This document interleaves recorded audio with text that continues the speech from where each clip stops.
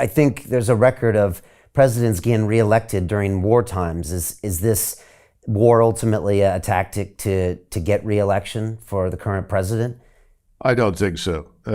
Now, we do have a problem in the United States with this notion of war. We are very similar to Britain before 1914. War was always something that happened on someone else's soil. The result of this is that you develop an inflated view of yourself and your capabilities. You know, if you go back before World War I, certainly before the Boer War, there was this attitude in Great Britain that they were the preeminent power. They were richer than everyone else. They could do pretty much what they wanted. The Boer War certainly changed a lot of people's views of the world, but even then it wasn't enough. It took World War I to really make a dent. And that's been one of my nightmares, that we would stupidly precipitate our involvement in something that could become a world war when there was no reason to, just as I personally believe, as my family did and my ancestors on both sides, that there was no reason for the British to go to war with Germany and Austria-Hungary in 1914. Absolutely none. And I think it did more to destroy the British Empire, which on the whole, I believe was a positive thing, not a negative thing, than anything else undertaken. So I worry that we're embarked on a similar course, but there's good news. Our economy can't keep up. The money printing is right behind us. You cannot substitute that in perpetuity for low productivity. So I think the whole financial lie is going to come home to roost just in time to prevent us from embarking on stupidity overseas. The other thing is that our armed forces are in terrible condition. The Army is in no position to fight the Russians. I don't think the British Army is either, sadly.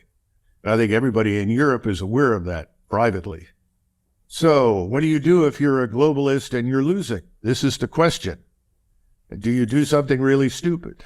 And that's what I worry about. Do we suddenly send forces into Western Ukraine once the Russians overrun everything in June, and in an attempt to somehow or another hold back the inevitable, and think that if we do this is going to somehow or another impress the Russians? The Russians are not impressed anymore.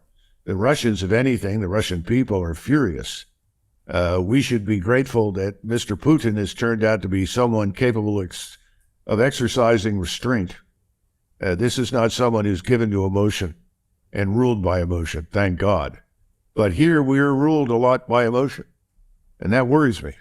So Jim Rickards has just recorded a video that's not available to anyone in the public, and he's going to be talking about how this upcoming recession is going to be fast, it's going to be bloody, it's going to be nasty. But at the same time, he's going to show you how you can position yourself to profit from all of this chaos.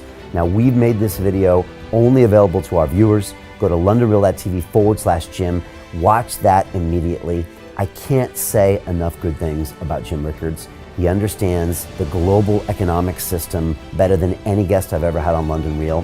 His predictions are almost uncannily true, and you can learn how to profit from his vision, from his expertise, and his understanding of economics. So go to londonreal.tv/Jim or click the link below. It's an excellent, excellent look on what's going to happen in the future and how you can position yourself to profit from that. Jim is one of the best in the business, one of my favorite guests on London Real, and he's very, very good at predicting the future and showing us all to profit from it. So click the link, and I hope you enjoy.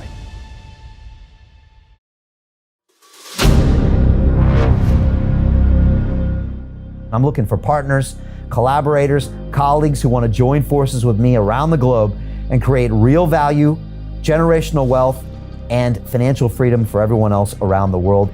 Get involved in the cryptocurrency markets, get involved in the NFT markets. This is your moment. Life all comes down to a few moments. Don't let this pass.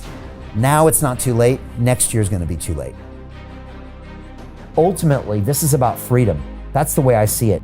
This is about giving power back to the people and enabling billions of people worldwide to use the financial markets to improve their lives and those of their friends and their families and their communities. Honestly, I think it's a violation of human rights not to allow people basic access to financial services. Because right now people are being kept in the dark, they're being robbed of education, and it's a travesty. And so I'm looking for people that want to join me and be a part of this solution. And that all happens inside the DeFi Academy. The gains my students are making are absolutely amazing. double, triple digit gains in the first month alone. That's amazing. This will change your life. Now is the time to get involved. I'm going to tell you exactly how my students in my academy made money in the last 30 days. I'm talking about real trading results. And let me just whet your appetite a little bit. Let me hit you with some numbers. I'm talking Brendan from New Zealand is up 68.77% on the month. Steve from Europe up 83%. Albert in Singapore up 169.9% on one single trade.